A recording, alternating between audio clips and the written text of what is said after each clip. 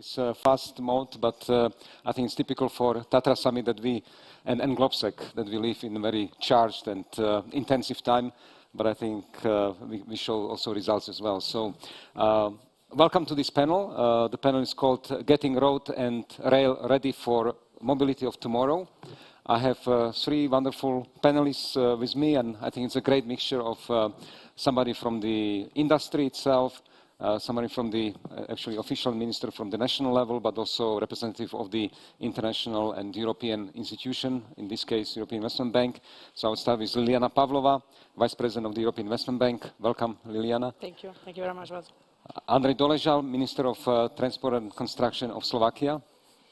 Thank you, Minister, for joining us. And Andreas Klugescheid, Head of Government Affairs and External Relations, Europe, Middle East and Africa from BMW Group. Thank you. Next time we hope you will drive here to the floor on a little yeah. Electric BMW. We do have electric bikes, bicycles that is, and maybe I can do that with that. Yeah, not with an automobile though. Excellent, excellent. Let's be careful about promises. You remember last time I promised the train. So. And it did happen. Yes. And I think we should, I suggest that we actually applaud to the minister who really delivered on his promise from last year.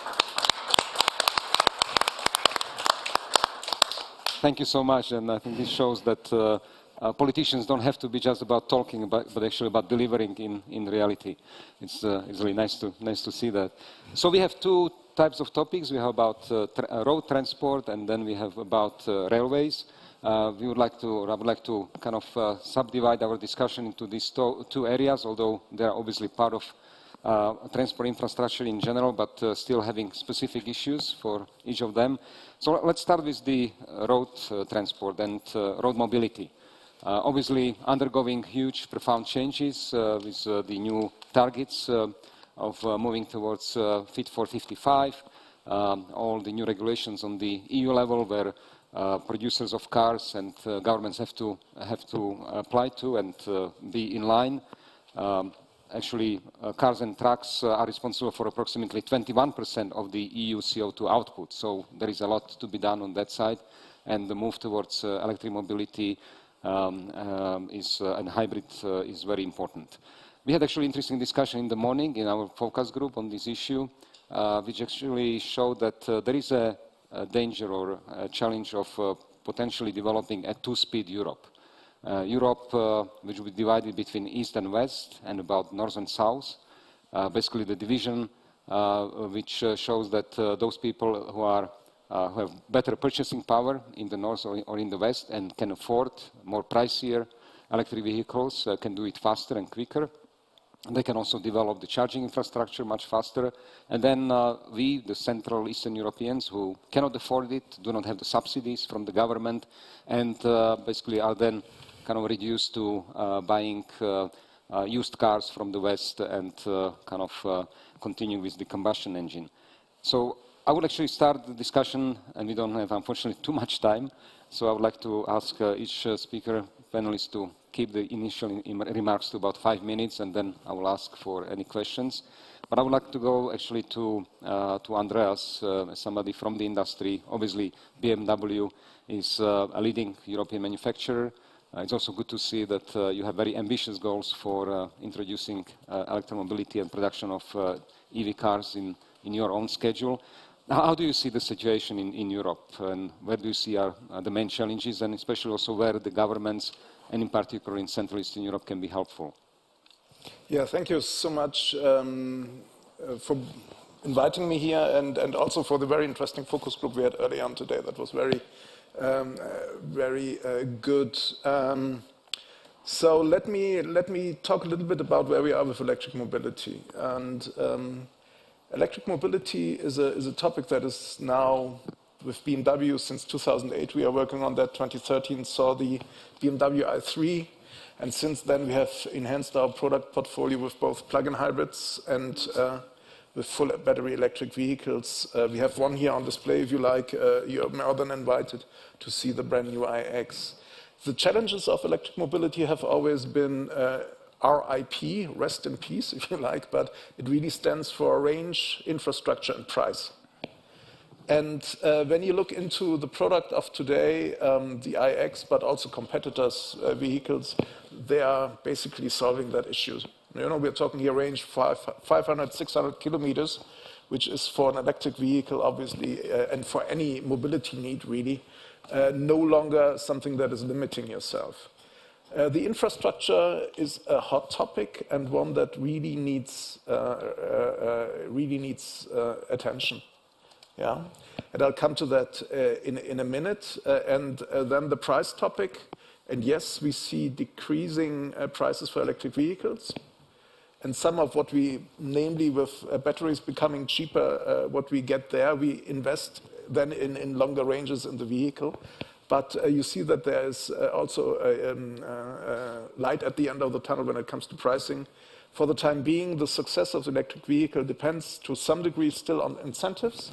But the price is no longer, let's put it that way, a big issue, at least for new car buyers. We are not talking here used car buyers, which obviously is also a big topic. We discussed that in the focus group. But for new car buyers, it becomes apparent that even the new price of the vehicle is getting into a world where they can say, okay, I can afford, for example, a full electric Mini, I can afford a BMW i3, I can afford an i4, and so on. For the topic of infrastructure, we are at a decisive point currently in the European discussion. The Fit for 55 proposal of the European Commission has been published 14th of July. And in there is the so-called R4, which is the Alternative Fuel Infrastructure Regulation. And that R for regulation is a very important piece, because in the olden days, it was only a directive. And the member states, to a large degree, decided to ignore their obligations to install infrastructure, namely for electric vehicles, but also for hydrogen. So the EU Commission has decided to turn it into a regulation, and we are hopeful, and actually we would really very much push for the fact that it remains a regulation also in the political process. We already see that member states are in a mode to dilute the targets in the R4, as it is called. And we feel that this will not support then the other side of the medal, which is the more stringent CO2 targets for the car fleet. The truth is, even a target of 55% CO2 reduction compared to the 2021 level that is foreseen till 2030 will only work if there is a fuel infrastructure. It's rather banal, but it's obviously true. Someone who has no idea where he should charge his electric vehicle, or her electric vehicle for that matter, will not buy one. Yeah? So we always think of these two sides of the coin as being complementary, and we really need to make sure that we have sufficient infrastructure, and R4 for the time being is good because it's regulation, but it's even in its current status not ambitious enough. We want more, we need more in order to make sure that the European car industry can be competitive also in the future by bringing electric vehicles on the road, and for the European Commission to reach their targets. The last point that I want to make, and you mentioned that there's a divide between North and North and South Europe, and also East and West Europe. The world of an electric mobility customer, an EV driver in the Netherlands, is a little bit different from the world of an electric vehicle driver in, may I say that, Slovakia, or Poland, or Romania. Yeah? And we see there the risk of a Europe of two speeds in one of the decisive points of Europe political interest, and that's the question of mobility. If you end up, through the regulatory process, that you hamper and endanger the mobility of your citizens, you will have a problem. And obviously there's also a financial part to that you can probably explore a little bit later. But I'll leave it at that, having eaten up my 5 minutes, I guess, already. Yeah. Thank you. Thank you very much, Andreas. Again, it's great to have the commitment from the OEMs to move towards the electric or hybrid, the new mobility. Obviously, this has to be matched or has to go in parallel with the development of the infrastructure, especially charging infrastructure, which is needed. According to some calculations, we need 1 million charging points in 2025 in the EU. And currently, we have around 230,000. So if we want to reach this target by 2025, it means that each week Europe has to build at least 3,000 charging points, which is quite a target, quite a challenge. But I would like to move to Minister, and of course many of these issues are handled by your colleague Minister of Economy in terms of electromobility and developing also the infrastructure itself. But still, Slovakia is obviously one of the European hubs of car production, and I basically have two kind of questions. One, more on a strategic level, how do you see what Slovakia or government has to do to make sure that Slovakia is part of this big change and shift in the mobility overall, so that we do not become a kind of Detroit of Europe? And the second is, yes, we are talking about the new type of mobility, but roads and highways are still important. I mean, the classic roads and highways. So if people do not have good and quality roads in this classic way, then any charging stations and other things are not able to develop either. So how do you see that? Because in a way now this is a kind of bad transport, I would say, and we had some discussions about labeling because of ESG and other issues, labeling some of the industries and sectors. So how do you also struggle with this issue of roads being in a kind of enfant terrible of European politics and finance? Yeah, Vazil, I'm sorry. It's really difficult for me to talk about mobility of tomorrow, about charging stations, about infrastructure, about electromobility.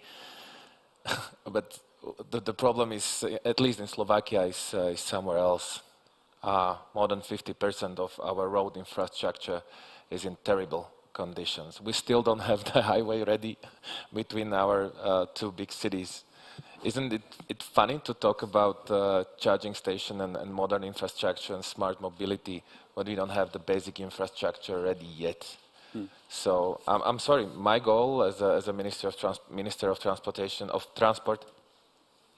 we need to focus, now I'm talking about road infrastructure, to finish what is under construction. That's the D1 highway between east and west. We have to really speed up the process of preparing the highway R4. It's so-called Via Carpathia, connecting the North Sea with actually Aegean Sea on the south. So these are my targets, and of course I'm supportive. I do support the Minister of Economy, Mr. Sulík, with all his ideas of hydrogen mobility. I was supporting him with his idea to present our hydrogen car in Dubai. But again, let's not die in beauty. I mean, we need to say it honestly that we don't have the basic infrastructure.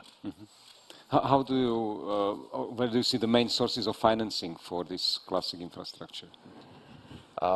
Thanks to European Commission, we can at least talk about development, because from the state budget point of view, we are just co-financing European projects. No matter if it's railway or road infrastructure, no matter if it's classical EU funds or Recovery and Resilience Fund or CEF projects, many times the state budget is at the minimum level to be able to co-finance the EU projects. I don't have the answer. From which sources would we invest without EU funds? Of course, there might be PPP projects together with private investors. This might be an answer how to speed up the process and how to get rid of the huge investment debt we have, or debts we have in road infrastructure in Slovakia. Thank you. Thank you very much. I think this leads us to Lilyana, Lilyana Pavlova, because we got into financing, and I know it's not an easy role probably for you, because even when I was still at the EIB, we decided to move and transform EIB into a climate bank, which means also getting out of supporting any type of fossil infrastructure and industries. So how do you see that, and what the EIB can actually do, and how could cohesion countries, which do require, as you know, development of this so-called classic or basic infrastructure, how they can actually rely or not on EIB? Thank you very much, Vazil. Good morning, everyone. Well, indeed, it's a very important topic since, yes, we are discussing EIB as EU bank which was established 16 years ago with the aim to support the convergence and cohesion. And this is still valid, I should say, because what we do in support of cohesion countries, of less developed regions, is still of crucial importance, as Minister mentioned, because we do have this kind of still underdeveloped road and rail and energy infrastructure, which we definitely have to continue if we want to, as you said, to avoid any thoughts of having two speeds Europe or at any dimension. But at the same time, we converted in 2019 already into the EU Climate Bank, and as of last year, and we have really we have turned the bank into a real climate bank with the three main objectives: supporting green and digital transformation, but the overall the really ambitious targets of EU by 2030, 2050. First, phasing out any projects related to unabated fossil fuel, but at the same time investing much more in climate and environment sustainability projects, which should be 50% of what we do and what we finance. And for me here, it's the very important moment. Cohesion and climate ambition of the bank and of EU should go hand in hand. They should not compete. They should go hand in hand. They should reinforce each other if we want to be successful in deployment of the new technologies, because the transport is witnessing a revolution, we may say. We are strongly committed to deliver and to support modernization, electrification, introduction of really efficiency improvement in the system with the automated transport to digitalize, to provide the necessary 5G networks to enroll, but most importantly to use alternative fuels. But there are two elements which should go hand in hand. We should continue providing necessary funding to develop road and rail infrastructure, and at the same time, in order not to be laggards in the group overall, we have to make sure that we invest heavily, because the funding gap is there in European, supporting European Battery Alliance, Slovak Battery Initiative like Innobat and any others, providing and establishing a reliable, sustainable and predictable network of charging stations, because as you mentioned, the ambition of 1 million charging stations is there. We at the bank have special facility targeted to finance deployment of these charging stations, but so far we have financed 40,000. So reaching the 1 million target is a challenge, and unless we are doing this in a very coordinated way, with a regional approach, something which was also emphasized yesterday, it will be impossible to achieve. Because moving and really providing necessary incentives also for citizens and for the businesses to switch to electric cars, there should be a reliable and predictable way for them to plan their trip, to plan to have real-time data, to have real-time applications, to be able to plan the trip itself, not only as timing, as conjunctions, but as well what are the available charging stations on the road. So these are really the important elements which I wanted to emphasize, along with the challenges we face. And speaking on batteries, I have very interesting statistics which I have, because the projection is that the world battery market will grow to 250 billion per year by 2025. And for Europe, it's of critical importance really to build European automotive independent sector, and first to safeguard roads, but to make sure that we have and build the necessary capacity here. We are going into the right direction because the bank has already financed projects in the sector with more than 1 billion. We have excellent examples with Notrovolt project starting with 230 million for lithium-ion batteries, and now with the second phase with the demonstration plant and gigafactory, and another example in Poland with cathode materials production facility, and Swedish Niller company where we are also supporting R&D in the new manufacturing lines.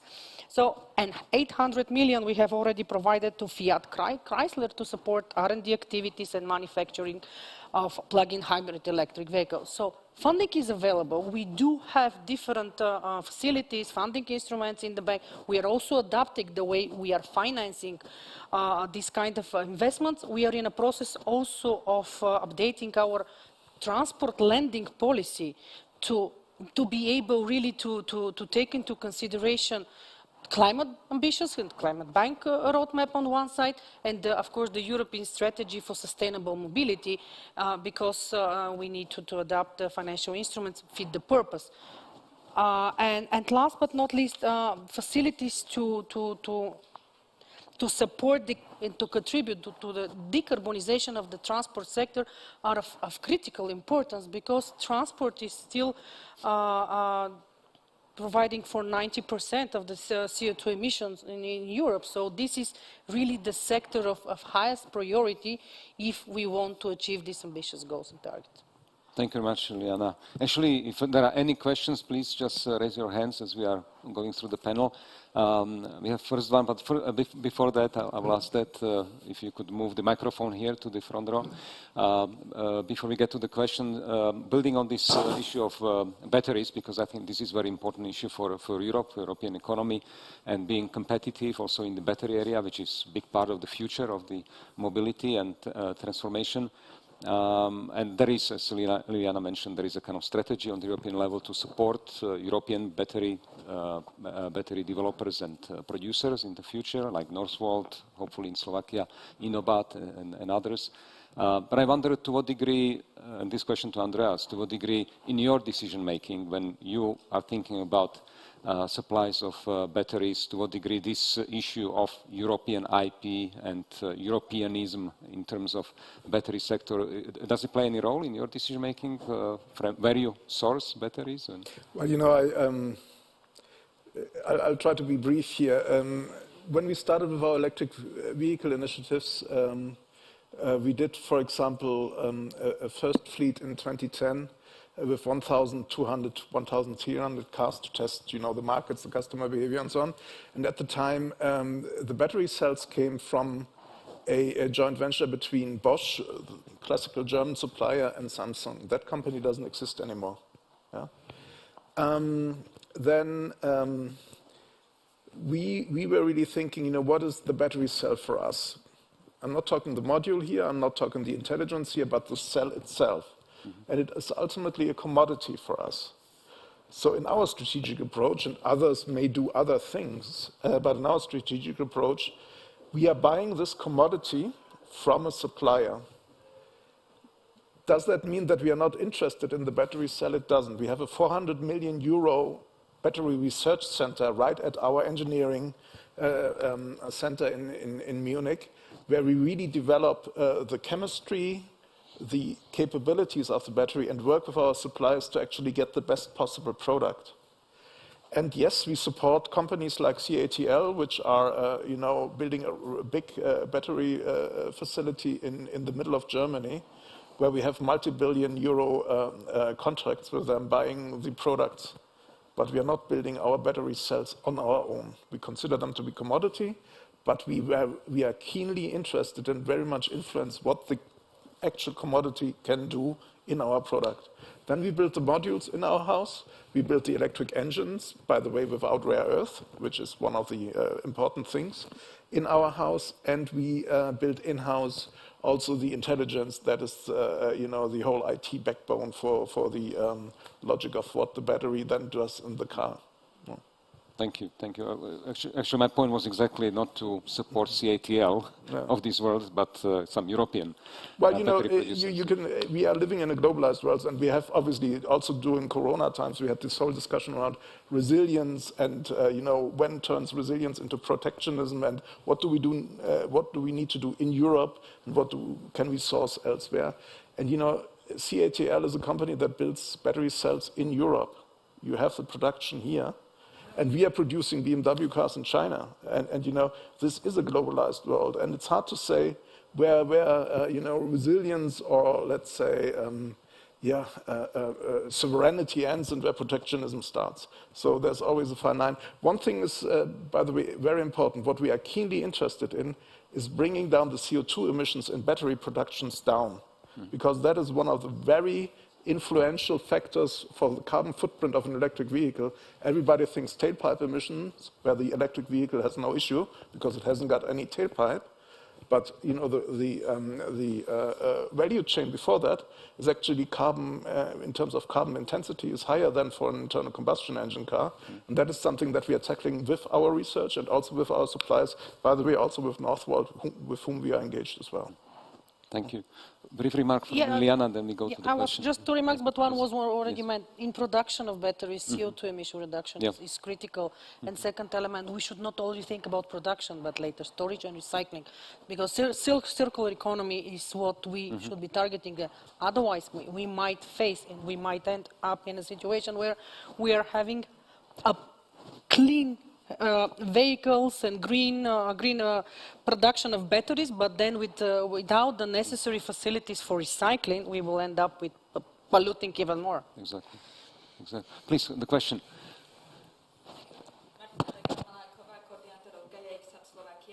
I think this panel is great. Thank you. Because I'm Slovak, and dear Minister, I'm not happy with your answer that the high road, okay, it must to be, but we need to be more. We need to want more. Okay. So, and this panel is great because BMW is a leader in Gaia X, in Catena X project, automobile. We are an industry country. We have a lot of tier 1, tier 2 furniture, and we are also involved a little bit with Francesco and Dominique and Sebastian from BMW.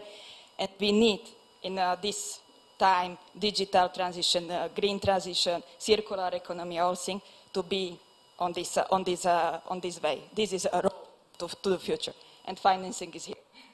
Thank you. So, Detroit, I will this Thank you. question. Thank you. Okay, I just would like to add, to come back to my previous speech, to add a little correction. It doesn't mean that we are not ambitious. It doesn't mean that we are not working on these projects. I'm aware of the Fit for 55 initiative, whatever. I'm aware of decreasing the CO2 emissions. Actually, maybe you don't know, I'm the ambassador of the first zero-emission region in Slovakia, in Demenovská dolina. A few weeks ago, there was a conference here in Tatras. We were discussing very heavily about it.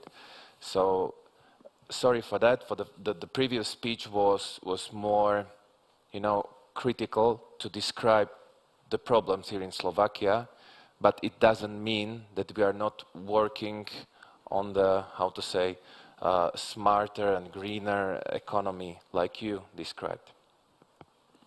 Thank you. Any other, please? Question here. Thank you. Thank you very much. My name is Ludovic from Slovakian Parliament, from Committee of European Affairs.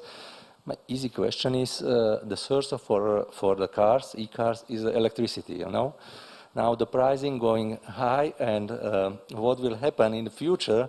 Let's say I am not in this team expert, but I read somewhere if Slovakia have maybe only 20 or 30% of the electricity car, not hybrid electricity, there will be a blackout in the country. Maybe many other countries will happen the same. Is somebody thinking about this, and how is the situation now? Thank you. Good question. Who can answer? Minister of Economy. Of economy. But maybe from the industry perspective, do you see these increases in the electricity prices as a threat to the EV and to the transformation of the car industry? Well, you know, I was mentioning at my introductory intervention quickly these RIP, you know, and price is obviously part of that RIP. And that also goes to the cost of ownership, the classical question, namely for those people who have large fleets and buy a big amount of cars. And already today, that is relatively clear. The electric vehicle is superior to the internal combustion engine vehicle when it comes to the actual cost of ownership once you have done the buying decision and bought the car. I'm with you that, you know, while we are talking about the electric vehicle, about the charging infrastructure, we need to think about the question of the integrity of the grid and also about renewable energy generation. Is it a KO criteria in the sense of, you know, we are running here into a risk that we are not able to solve? My clear answer is no, it is not a KO criteria. We can deal with that. We have to deal with that, on the other hand, you know. This will not kill the electric car, to quote a famous film, but it is something that we need to really handle, and where also the European Union, together with the member states, have a large responsibility to really make sure that we are not moving the CO2 emissions only into the value chain, that is, into the generation of electricity. And, but on the other hand, and that is something that I'm very clear on, you know, we need to take care of it, we can take care of it, we will take care of it, and this is really necessary to gain the CO2 emission advantages of electric mobility. But, you know, it's something that is so obvious that it needs to be tackled, and it will cost money, no question. And the ultimate question remains how fast we can deal with that. So that is really the important question, is not that we have to do the transformation, but how far we can be, thinking not only about car industries, but also the energy supply chain and the generation of renewable energy. But we can do it. That's the quick answer to your question. Maybe just one comment on this, as additional discussion. Last night we were also having a discussion on energy transition. The key for successful energy transition is indeed the electricity grid. I mean, we have certainly have to invest in transition, in production and transition. However, unless we have a good electricity grid able to adopt the different technologies, renewable energy sources, we won't be able to successfully complete this important element of energy transition, because without reliable electricity grid, it's mission impossible, and it's very important also element for the modernization of the transformation of the transport sector too. It also seems to me that we really need to discuss how we make this transformation process from combustion engine into electromobility and a new type of mobility more affordable for large populations, and also for the energy systems as we have. What I mean is that it seems to me that there is now this competition, which OEM comes with the car which goes 400, 500, 600 kilometers on the battery. But if you look at the reality of the life, most of our driving is in urban and suburban areas. It's up to 100 kilometers, which would then also translate into lower cost of car, I believe.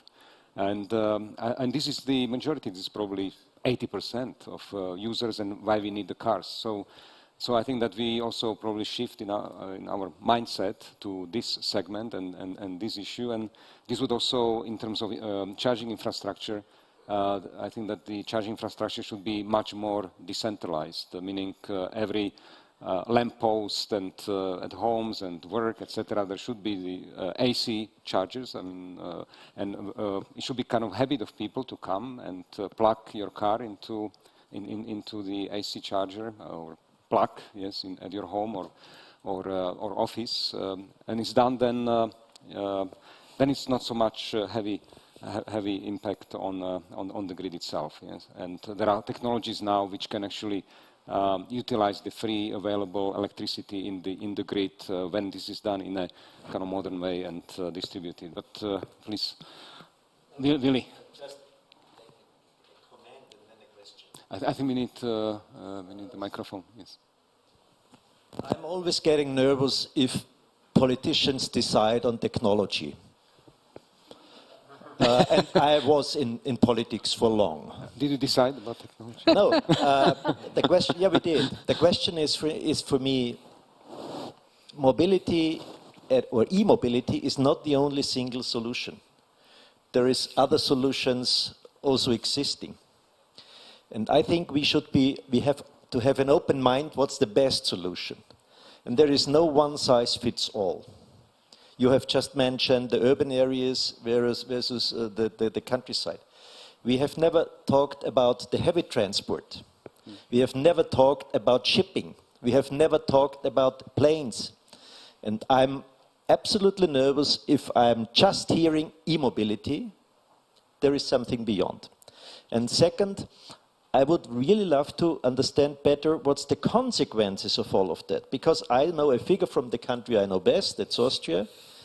If we go in this direction of Fit for 55, we have to double the installed capacity in electricity, in production. To double. Do you know what this means? Within a short and period nuclear of power time. plant in Austria.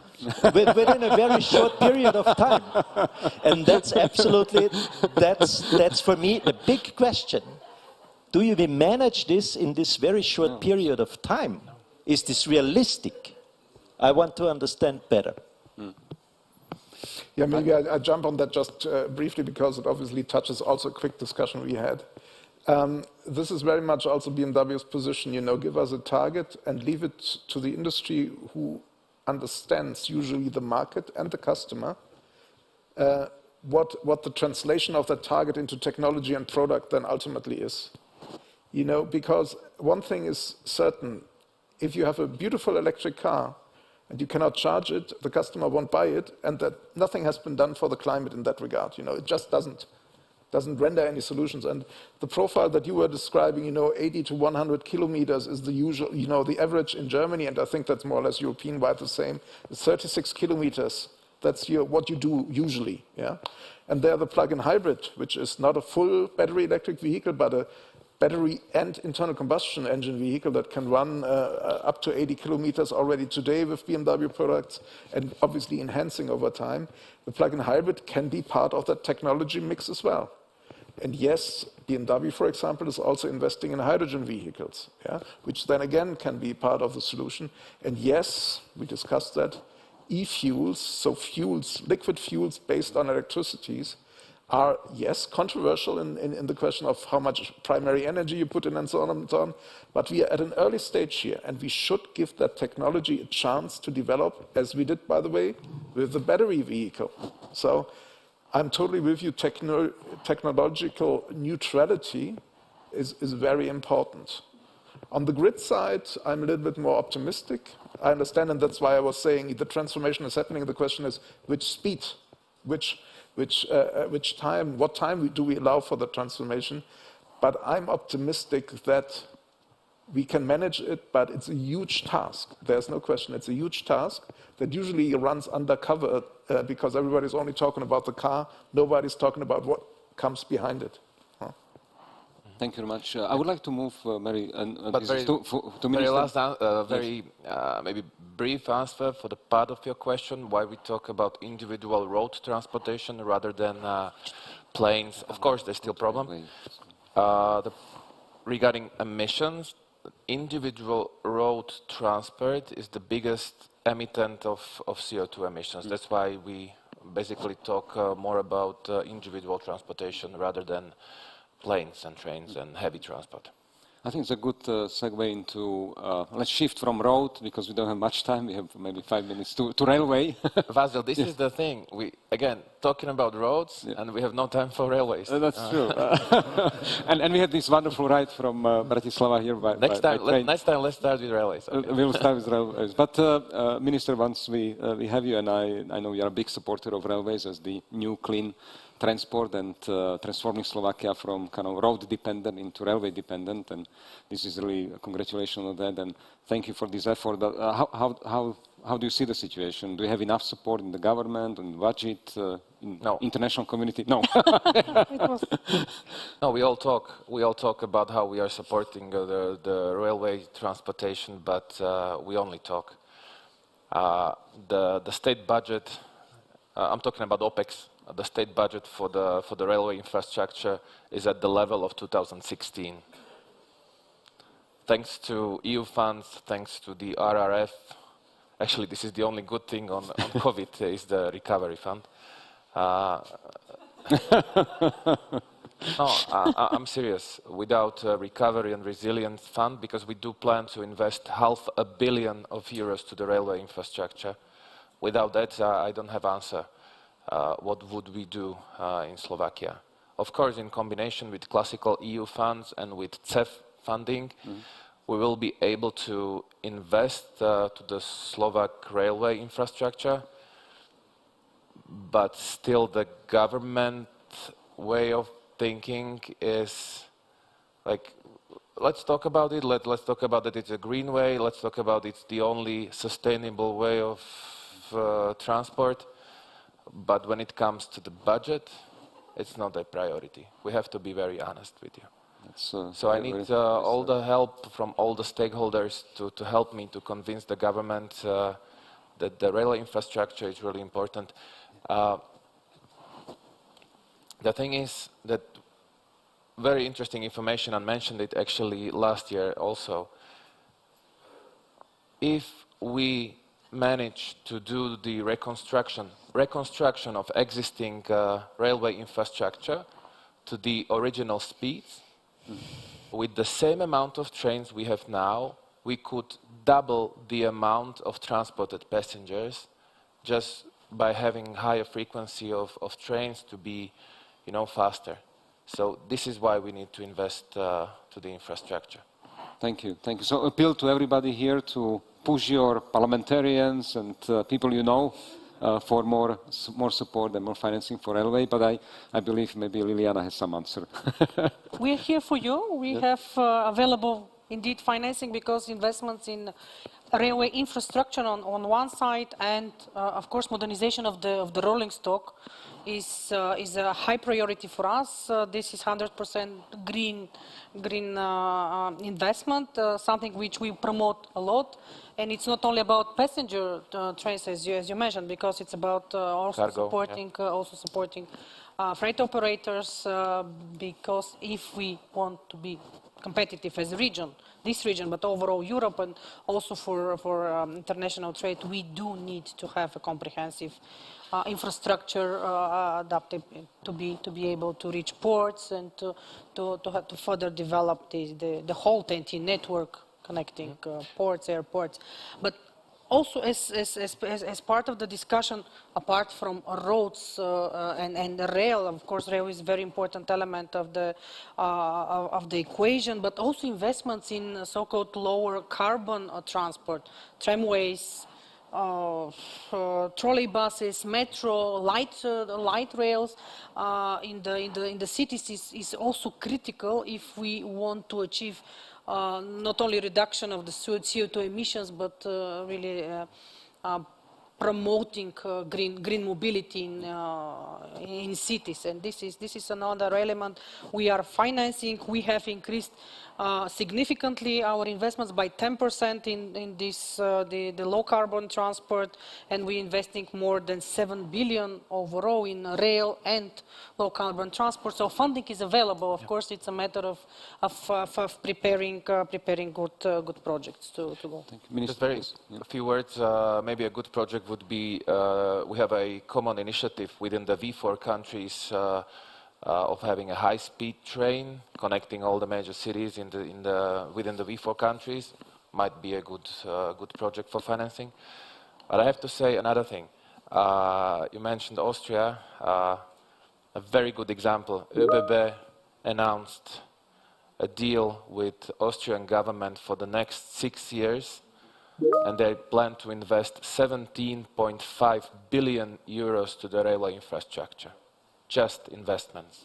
So this is example how we should see forecast the railway infrastructure. This is a very good example. Thank you. So let's finish our panel on this high note, and thank you for the great example from Austria. I think good for the whole region, and thank you especially to the participants, to our panelists. I think they deserve an applause.